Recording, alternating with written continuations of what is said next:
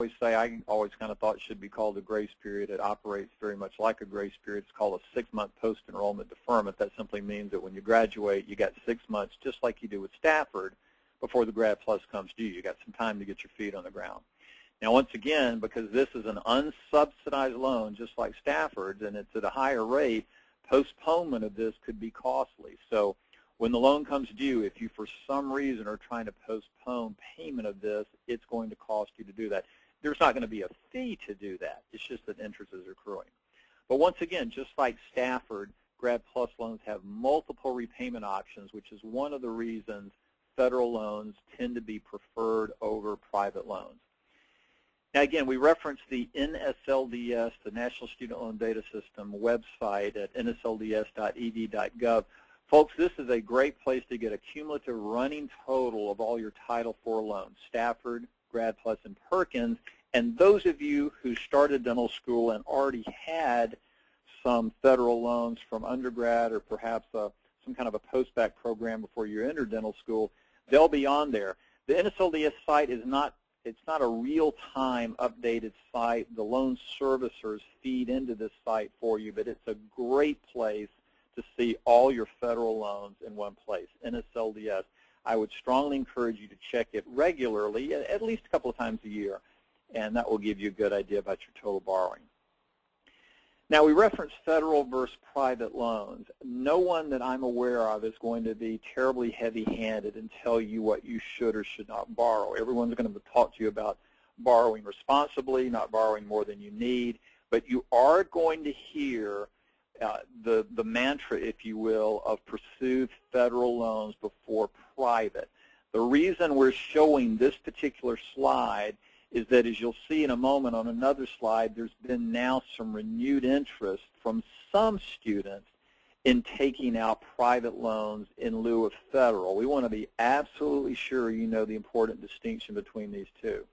First of all, federal student loans. We've already referenced Stafford and Grad Plus, multiple repayment options, and if you do need to postpone payment for some reason, much more flexibility with repayment and much more flexibility with postponement options with federal loans than with private.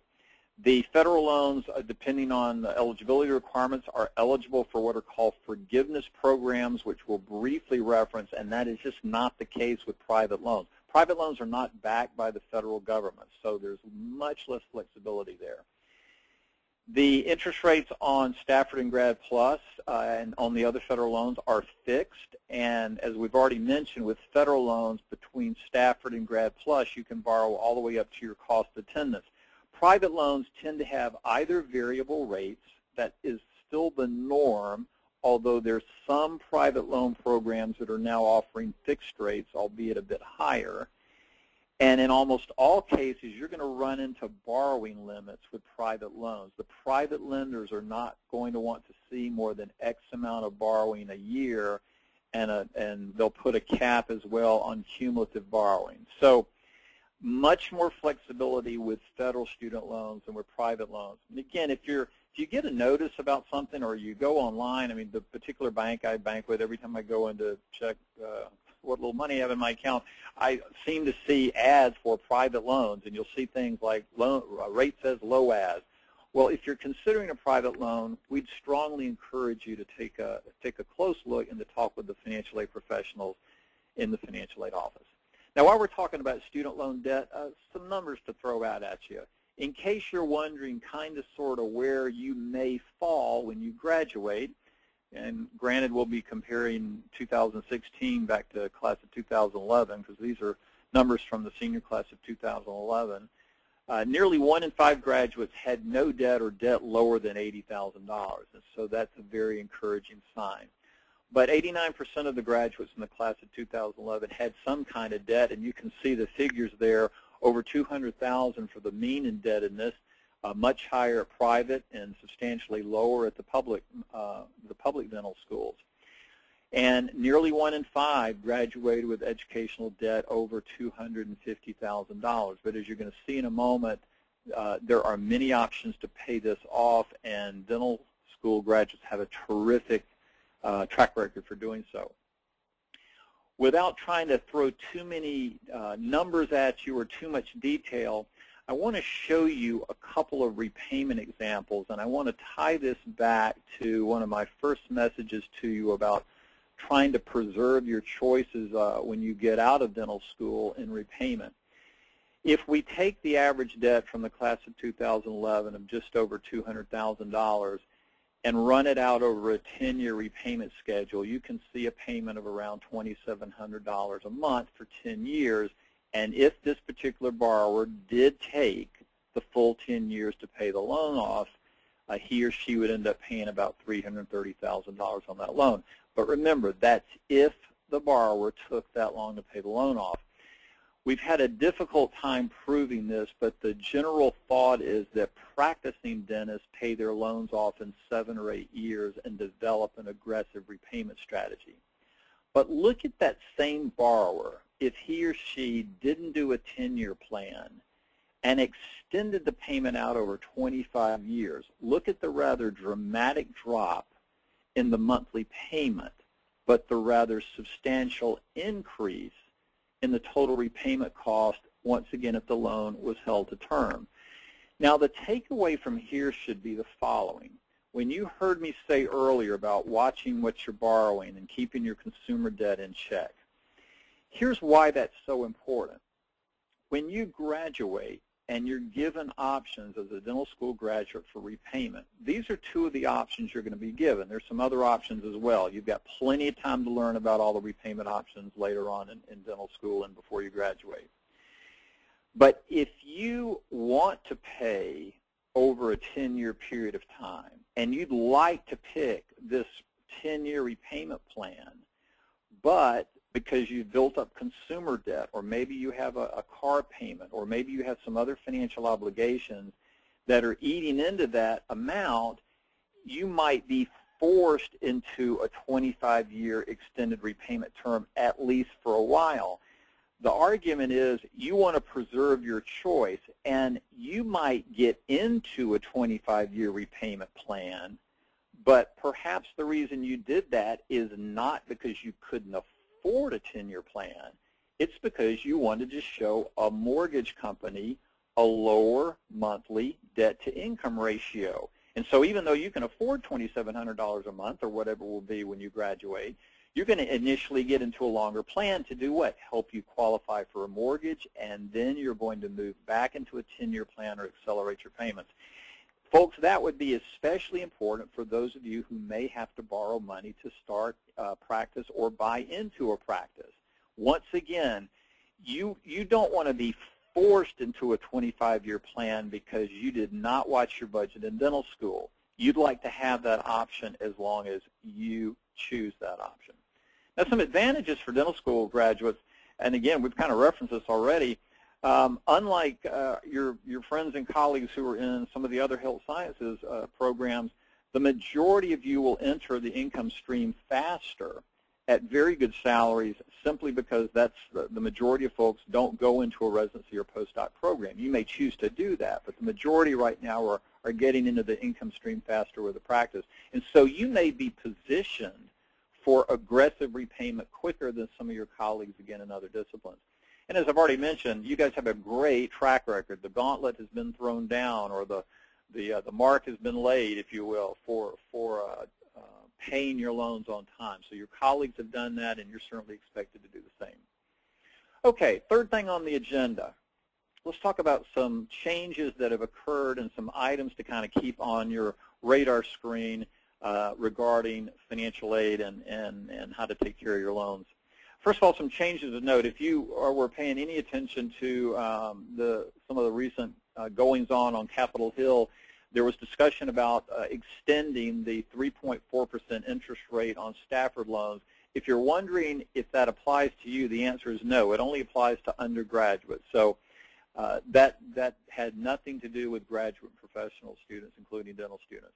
I've already referenced this. There's no subsidy on new Stafford loans. Now, if you have a subsidized Stafford loan before you got to dental school, you keep the subsidy on that. But there are no more subsidies on new Stafford loans. Another reason to remember that for the majority of you, all the loans you're borrowing are unsub, and that's all the more reason to borrow responsibly.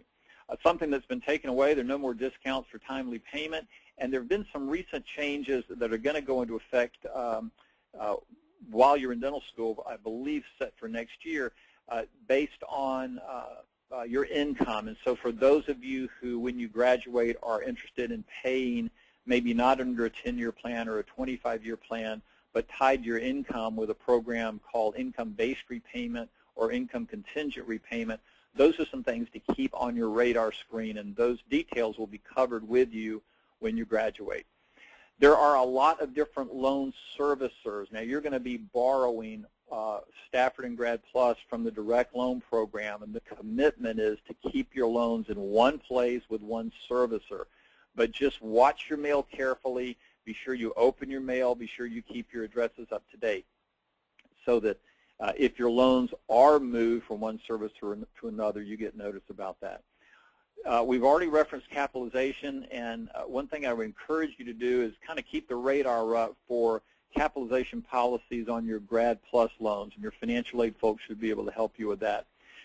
Keep a heads up about a program called the Public Service Loan Forgiveness Program. There's a website I'm going to reference when we wrap this up that may help you. This is a program designed to forgive debt for folks who are willing to give the federal government 10 years in public service. And I've already referenced about private loans being back in play. Just be cautious in terms of any private loan borrowing and talk to the aid office before you consider taking out a private loan. Now, a few comments on student loans and credit. First of all, there's no credit check for Stafford. You're going to be able to borrow up to $40,500 as long as your budget's that high, and it probably is, in the Stafford program. No credit at all. No credit check done whatsoever. Those of you who need to take out a Grad Plus loan, there'll be something that's called a credit ready check, and this is a relatively, I hate to use the word loose, but it really is, a relatively loose credit check for Grad Plus, where the direct loan program is really going to be looking at, do you have any 30, 60, 90-day lates on your account? They're not going to be looking at credit score or anything like that for Grad Plus. So very easy to get Stafford, no credit check at all, and a kind of a minimal check, if you will, for Grad Plus. If you do decide to take out a private loan, your private lender may use a combination of credit ready and credit worthy, meaning they will go look at your credit score, and they may in fact take a look to see is there a way that any of that private loan could be paid while you are in school. Some of the private lenders give that option. I want to briefly mention something to you that, for lack of better terms, this is not very original, but I call the credit double whammy. It's something that I think can happen to you if you're not careful with your student loans while you're in dental school. To set this up, let's take a look at some of the different factors that impact your credit score, and I want you to pay special attention to the payment history.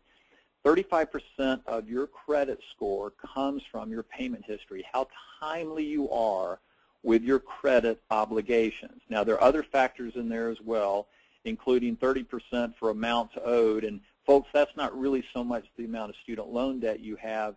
What that really refers to is something called a credit utilization ratio. That's where if you have a credit card and it has a credit line of $10,000 on it and you owe $2,000, your credit utilization ratio is 20%.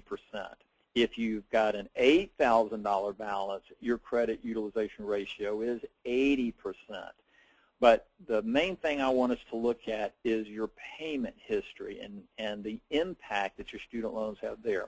Here's what I mean by the double whammy. First of all, you borrow student loans. Most of them are going to have a grace period or that 6-month post-enrollment deferment on Grad Plus. And so, guys, you don't start paying those until after you leave school. And so 35% of your credit score is coming from your repayment history. Well, you're not even entering repayment for, count it out, 4 years plus 6 months on many of your loans. So it's very difficult to improve your credit score while you're in school. Well, meanwhile, you're kind of sort of sitting a little bit in limbo, which simply means if you had any loans before dental school that you didn't keep in good standing because you are probably of a relatively young age, a delinquency now can really adversely impact your credit. Now, I don't know how old you are as you're watching this, but I'm significantly older, been doing this a while, is my guess. If I was late with one of my creditors on a payment, they would probably just assume I had forgotten. My credit's good, and what they would probably say is, he just forgot, but he's been paying on time for many, many years, no big deal. But if you're much younger, you have what is often referred to as a thin credit file, and that simply means you just haven't had time to prove how responsible you're going to be with your credit. And so any delinquency kind of blows the credit score out of proportion. So that's the double whammy to watch out for. So keep your loans in good standing if you've had them before. Always be sure they're in good standing. Work closely with your loan servicer in that regard. There are folks who would argue that your credit score doesn't really have any impact now, that you really don't need a strong credit score until it's time to borrow some money. Well, that's partly true. If you are going to be applying for a mortgage later on, yes, you may have time to try to build that credit score up or protect it. But those of you who have cars and are going to be buying car insurance, you can expect a note, if you've not already gotten one, that references that the amount that you pay for car insurance could be impacted by your credit score. And same thing with private loans if you decide to take out a private loan. So watch your student loans and your credit and be sure that everything is kept in good standing there. Now, the last thing as we wind this up, we want to leave you with some resources and some action items. And we've already talked about the importance of financial aid office. You're establishing a long-term relationship with these folks, at least over a 4-year period of time. Get to know them, have them get to know you, and lean on them for help, especially with the particulars of the way the loans work. But then talk to your colleagues, the 2nd, 3rd, 4th-year dental students, and those who've already graduated. Ask them what they did right and what they wish they'd done a little bit differently in terms of their borrowing and financial aid. Pay attention each year to your borrowing, and with all the calculators out there, this should not be a big deal for you. Run estimated repayment each year so that at the end of each year, before you borrow again, you already know how much you're looking at in terms of a monthly payment. And what you're trying to do, and I'm jumping down here a little bit, is you're trying to prepare yourself for that 4th year of dental school when you have your exit interview and you really look at your whole borrowing portfolio, and then you go, okay, I was expecting this, I watched what I was doing, I know what my payments are going to be because I've been preparing for this all along. Keep your loan servicers in the loop. If you've changed addresses, be sure they know how to reach you, and budget wisely and borrow responsibly, which we've already talked about. And then the last item there I've already referenced, talk with your family about support. If they have mentioned to you that they might be able to help in any way, shape, or form, might be able to help pay some of the interest on at least one of your student loans, even if it's just for your 1st year of dental school, that might help.